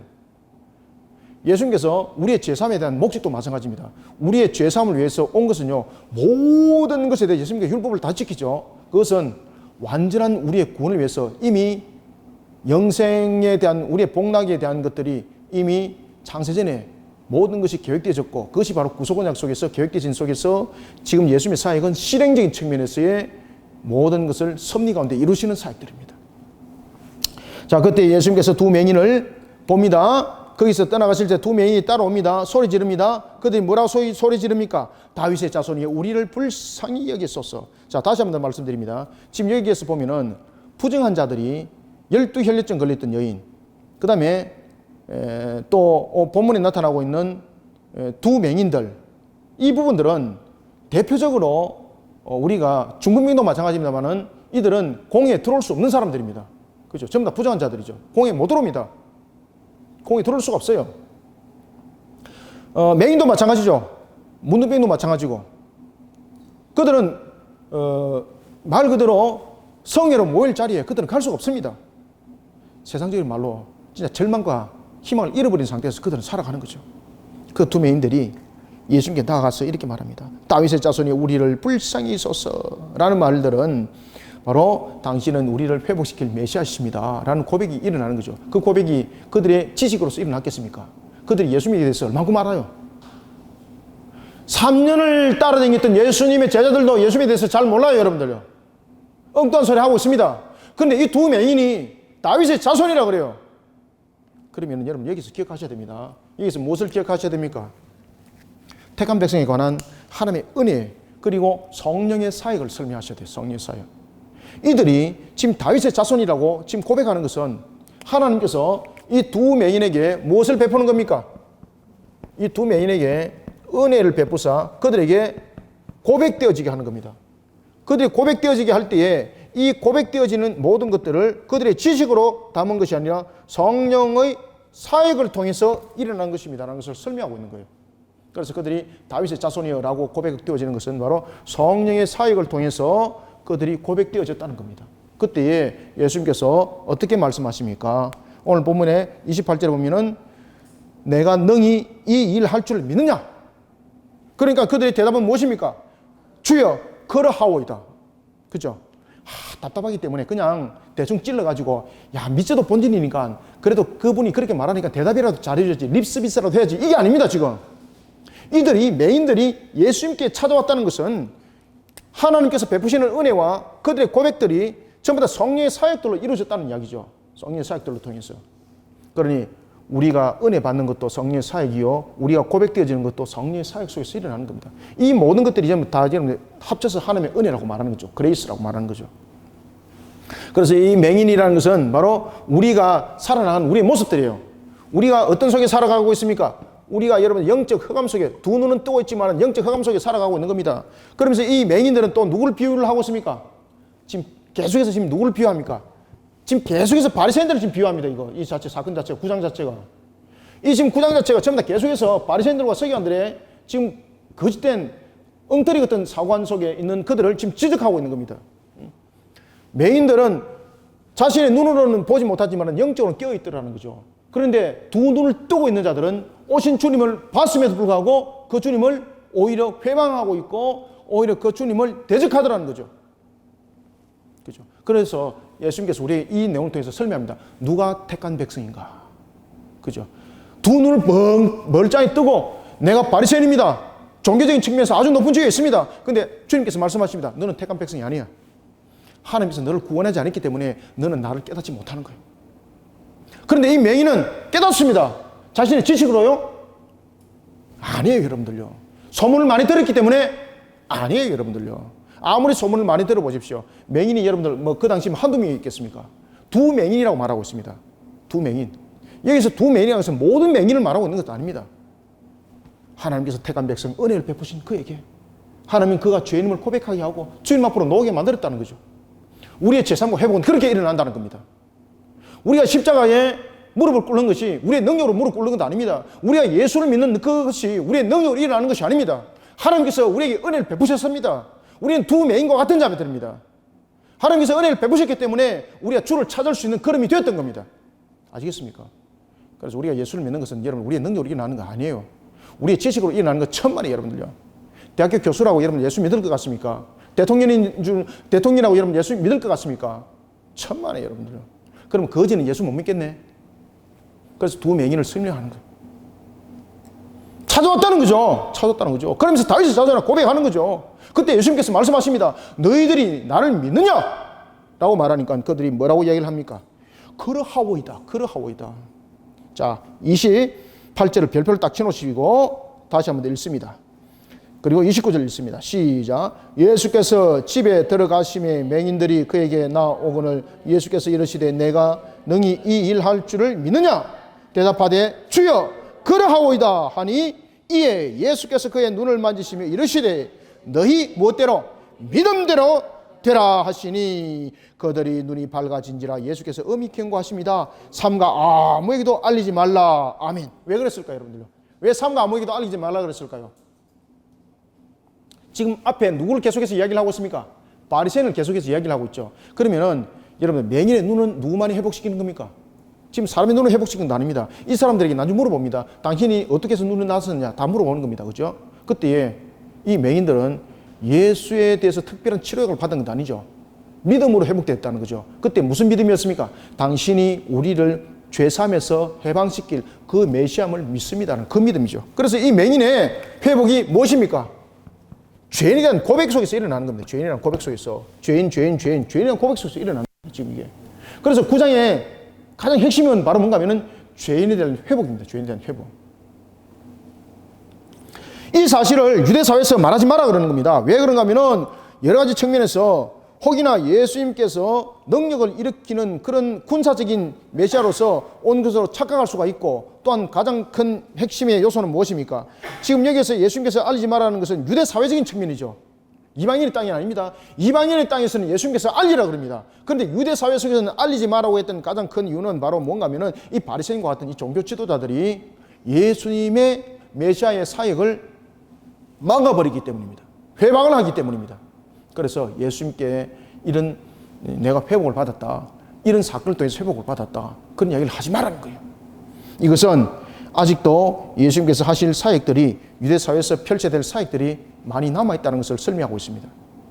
그런데 오늘 본문에 보면은 이 사람들이 온 땅에 그것을 알렸다는 이야기. 이 사건을 통해서 예수님이 그 고을에 들어가지 못하는 일들이 벌어진 겁니다. 그러다 보니 예수님께서 우회를 통해서 그 공생의 사역이 다시 일어나는 겁니다. 우리가 주님이 다시 이 땅에 오실 그날이 속히 실현될 것이 있고 더디게 실현될 것이 있습니다. 속히 실현되는 것은요, 우리가 주님의 말씀에 순종하는 겁니다. 더디게 실현되는 것은 바로 이와 같이 내가 받은 은혜인데 주님께서 명한 것을 따라가지 아니하고 내가 받은 은혜를 통해서 내가 판단하는 것으로서 일들을 범해버리지 않습니까? 그러면 주님이 오신 날이 마치 더딘 것처럼 길어져 버려요. 자, 이제는 32절부터 34절을 읽습니다. 시작. 그들이 나갈 때에 귀신 들려 말 못하는 사람을 예수께 데려오니 귀신이 쫓겨나고 말 못하는 사람이 말하거늘 무리가 놀랍게 여겨 이르되 이스라엘 가운데서 이런 일을 본 적이 없다 하되 바리새인들은 이르되 그가 귀신 왕을 오지하여 귀신을 쫓아낸다 하더라. 아멘. 자, 여기서 말 못하는 자는 또 무엇과 내용과 관계 있습니까? 이 바로 귀신 들린 자죠. 죄인이죠, 그죠? 죄인이죠. 왜 그가 말 못하게 됐는가? 귀신이 그를 억눌렀다는 거죠. 귀신이. 그런데 오늘 본문에 보면은 예수님께서 그 귀신 들려서 말 못하는 자 귀신을 쫓아냈다고 말하고 있습니다. 자, 제가 여러분들에게 이제 말씀드렸습니다. 우리가 귀신을 쫓아낸다는 것을 통해서 우리가 성경을 해석을 바르게 하셔야 된다. 특히 예수님께서 귀신을 쫓아냈다는 것을 우리가 오해하여서 마치 A에서 B라는 장소로 이동한 것처럼 설명하면 안 됩니다. 안 목사님 또다시 말씀드립니다. 그때 매일 성경 큐티를 할 때도 제가 말씀드렸는데 7 귀신이 오기까지는 그 사람의 몸에서 쫓겨났던 귀신이 가만 보니까 그 사람이 아무것도 없고 깨끗한 청소 아주 심령들이 깨끗해서 야 이거 내가 들어가기 더 좋구나. 그래서 그가 보다가 아무도 없길래 7 동무 귀신을 데려와서 그 사람에게 들어가서 그 사람이 그전보다도 더 악한 모습이 되었습니다. 그러면은 그 귀신은 나갔다가 들어온 귀신 아닙니까? 라고 설명하는데 여러분들 성경에서 이야기를 하는 걸 잘 여러분 판단하셔야 됩니다. 성경에서 우리가 귀신에 대한 것을 다룰 때에 첫 번째는 사건에 대한 귀신을 다루고 있고 두 번째는 비유에 관한 귀신을 다루고 있습니다. 비유에 관한 귀신은 우리가 7 동무에 관한 귀신에 설명할 때는 이것은 사건에 대한 귀신이 아닙니다. 비유에 대한 귀신입니다. 그것은 뭔가 하면은 하나님의 영으로 우리가 충만케 되지 못하면 더 악해진다는 뜻입니다. 그죠? 그런데 예수님께서 귀신을 쫓아보낸 일은 이건 사건입니다. 사건. 이 사건은 무엇과 다른가 하면은 우리가 귀신에 대해서 이방 종교들도 귀신을 쫓아보내죠. 이방 종교들도 여러분들 귀신을 쫓아보냅니다. 죽게 합니다. 부적도 붙이죠. 유대 사회에서도 여러분 귀신을 쫓아보내고 다 그래 합니다. 그때에 이 귀신을 쫓아보내는 것은 귀신을 완전히 그냥 결박시킨 상태에서 귀신을 쫓아보내는 것이 아니라 그 사람에게서 쫓아보내는 겁니다. 그러면 귀신은 다른 곳에서 존재하는 겁니다. 이해가시죠? 이거 분명히 여러분 중심 잡으셔야 됩니다. 여기서 이방인들이 귀신을 쫓는 것은 존재 상태에서 귀신이 장소적인 측면에서의 이동입니다. 그런데 예수님께서 귀신을 쫓아보낸 것은 무엇입니까? 장소의 이동이 아닙니다. 귀신을 쫓아보내는 것은 어디입니까? 심판입니다. 심판. 그 귀신은 어디로 가는 겁니까? 불못입니다. 불못. 예수님께서 네가 그에게서 나와라 라고 말했을 때는 그 사람 몸에서 나와서 다른 곳에 가는 게 아닙니다. 그러면은 예수님의 사역은 완전한 사역이 아닙니다. 왜 그렇습니까? 예수님 귀신을 이기는 것이 아니라 귀신을 그저 쫓아보내는 능력에 불과한 겁니다. 귀신을 심판할 수가 없는 거예요. 왜? 이 사람 몸에서 나와서 다른 것으로 빼내는 것은 심판이 아니거든요. 그저 능력이거든요. 그런데 예수님은 심판입니다. 심판. 그 사람 몸에서 귀신을 쫓아보냈다는 것은 성경에서 말할 때에 이 쫓아보내면은 바로 유황불못의 심판을 말하고 있는 겁니다. 유황불못의 심판. 이런 부분들이 이 마태복음에서도 제가 여러분들에게 말씀드렸죠. 그죠? 돼지떼에 들어가고 라는 부분들, 그 다음에 누가복음에서도 돼지떼에 들어가고 그 사건들 제가 여러분들에게 다뤘죠. 이걸 기억하셔야 됩니다. 그래서 여기서 예수님께서 귀신 들린 자의 귀신을 그 사람에게 쫓아낸 것은 그 사람 몸에서 그냥 단순히 나온 장소 이동이 아닙니다. 만약에 이것이 단순한 장소의 이동이 되었다면 이 귀신은 또 누구에게 가겠습니까? 또 다른 사람에게 가는 거잖아요. 다른 사람에게. 그러면은 예수님께서 귀신을 쫓아보낸 것이 효력이 그 사람에게만 효력이 있는 것이지 이 효력이 다른 사람에게는 또 다른 악영향으로 작용을 하는 거예요. 이해가고 있습니까? 그래서 예수님께서 귀신을 쫓아보냈다는 것은 귀신이 이 세계 속에서 남아있는 것이 아니라 유황불못 속에서 심판을 받고 있는 겁니다. 야, 그러면은 목사님 귀신이 그러면은 예수님께서 쫓아냈는데도 그렇게 많이 남아있어요? 여러분 요한계시록에 보면은 마귀가 하늘의 천사들을 꼬리들킬 때 그가 꼬리로서 속여서 천사를 꼬들킬 때 얼마를 꼬들켰다 그랬습니까? 천사의 3분의 1을 꼬들켰다 그랬습니다. 수 없는 물입니다. 수 없는 물이. 수 없는 물입니다. 헤아릴 수 없는 물이 됩니다. 그 3분의 1이. 예수님께서 귀신을 쫓아보냅니다. 그러자 말 못할 사람이 말을 하게 되는 겁니다. 죄인을 회복시키는 하나님의 사역을 지금 설명하고 있는 겁니다. 공생의 사역. 이것을 바리새인들이 본 겁니다. 그때 바리새인들이 뭐라고 말하는가 하면은 그가 귀신의 왕이기 때문에 귀신의 의지에서 타협해서 귀신을 쫓아보냈다. 지금 제가 이야기입니다. 장소적 이동이라는 거죠. 장소적 이동. 장소적 이동. 그러면서 이 장소적 이동이 바로 귀신의 왕과 타협을 했기 때문이다 라는 것은 예수님이 그에 속한 자라는 이야기죠. 그때 예수님께서는 뭐라고 말씀했을까요? 어찌 내가 귀신의 만약에 왕과 타협을 한 자가 된다면 어찌하여서 왕이 자신의 왕국을 빼앗김을 당하고 멸함을 당하는데 그것을 용납하겠느냐? 그럼 너희들도 귀신을 쫓아보낼 때에 귀신의 왕과 타협해서 귀신을 쫓아보냈느냐? 그런 이야기를 하시죠. 바리새인들이 이르되 그가 귀신의 왕을 의지하여 귀신을 쫓아낸다 하더라. 자, 이러고 난 뒤에 이제 예수님께서 마지막으로 이런 말씀을 하십니다. 자, 36절부터 38절까지 읽고 마무리합니다. 시작. 예수께서 모든 도시와 마을에 두루 다니사 그들의 회당에서 가르치시며 천국 복음을 전파하시며 모든 병과 모든 약한 것을 고치시니라. 무리를 보시고 불쌍히 여기시니 이는 그들이 목자 없는 양과 같이 고생하며 기진함이라. 이에 제자들에게 이르시되 추수할 것은 많되 일꾼이 적으니 그러므로 추수하는 주인에게 청하여 추수할 일꾼들을 보내주소서 하라 하시니라. 아멘. 예수께서 모든 도시와 마을을 두루 다니십니다. 그때 예수님의 세 가지 큰 사역을 설명합니다. 첫 번째 무슨 사역? 그렇죠. 가르치는 사역. 앞에 이미 다 했죠. 가르치는 사역. 그 다음에는 무슨 사역? 그렇죠. 전파하는 사역. 그 다음에 무슨 사역? 고치는 사역. 자, 가르치는 사역. 가르치는 사역에도 보면은 우리가 회당에서 가르치는 사역, 선자로서의 사역이죠. 이 부분들이 전부 다 세 직분의 사역이라고 제가 설명드렸죠. 그리고 예수님의 이 세 직분의 사역은 구분되어서 이루어지는 것이 아니라 마치 연합된 것처럼 유니트, 그죠? 유니온, 연합되어서 모든 것이 이루어진다. 그래서 오늘도 본문에 보면은 그 이야기를 하죠. 가르치는 사역, 전파하는 사역, 고치는 사역. 가르치는 사역.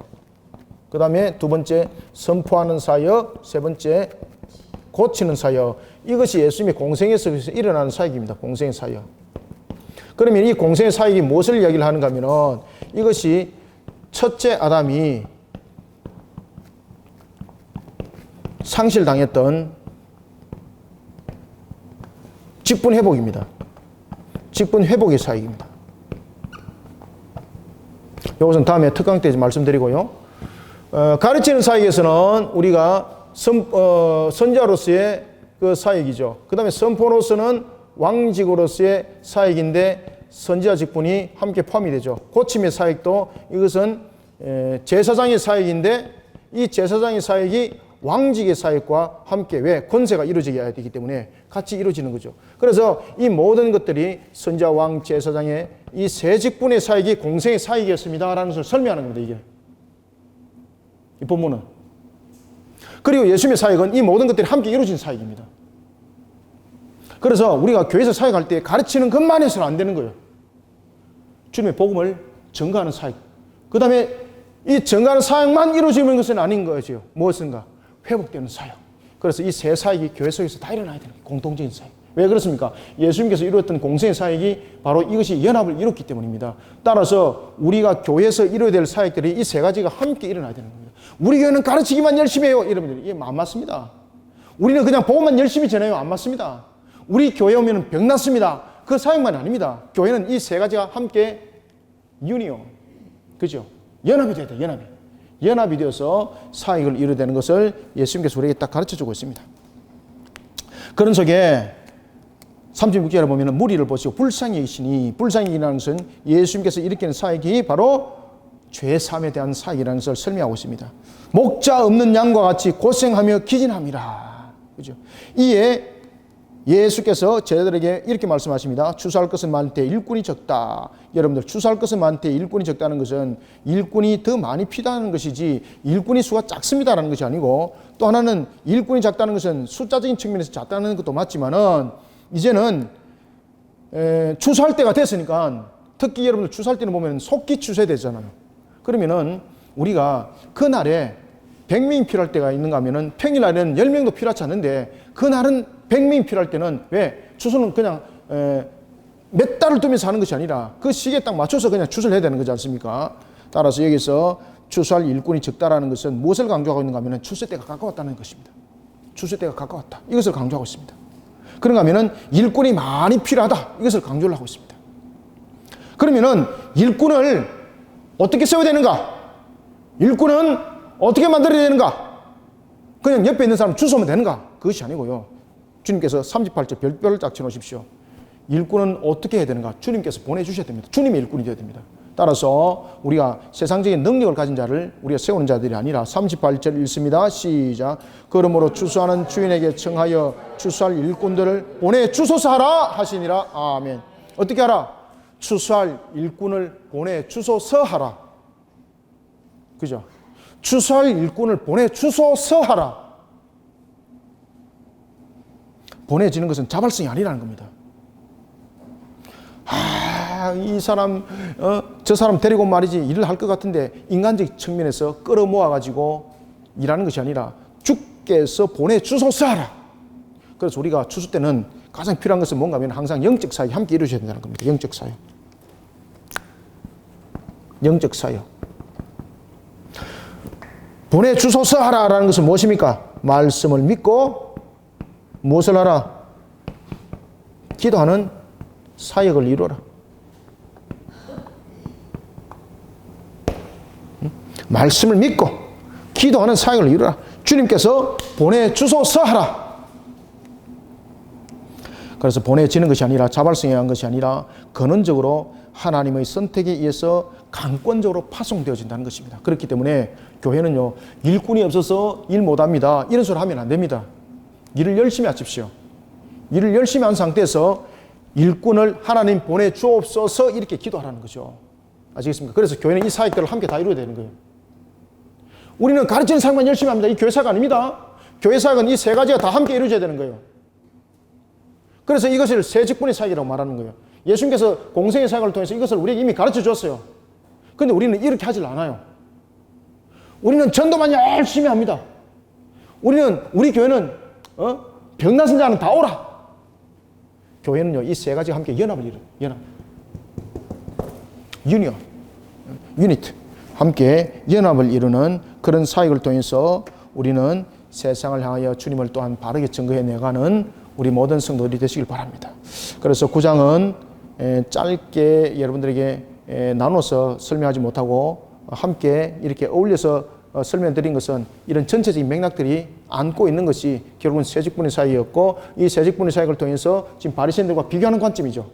비교하는 관점 속에서 누가 하나님의 택한 백성인가, 그리고 우리의 거릇된 신앙 속에 우리를 바르게 세우지 말고 항상 오신 주님이 우리의 죄 사함의 구원을 통하여 이 땅에 오신 것을 우리는 익히 알고, 그리고 또한 교회는, 성도들은 사역을 이루어 나갈 때에 주님께서 이루신 이 사역의 길들을 따라가는 자들이 되어라. 따라가는 자들이 되어라. 그래서 맨 마지막에 9절에서 9장 38절에서 어떻게 하라는 겁니까? 추수할 일꾼들을 보내주소서 하라. 그렇게 너희들은 기도하라. 우리는 그렇게 공생의 사역을 이 세 가지 사역 속에서 이룰 때에 하나님께서 주시는 말씀을 믿고, 그리고 그 사역들을 이루어나가는 측면에서 주님께서 보내주시는 일꾼들을 통하여 함께 주님의 사역을 하는 그런 교회, 그런 성도들이 다 되시기를 소망합니다.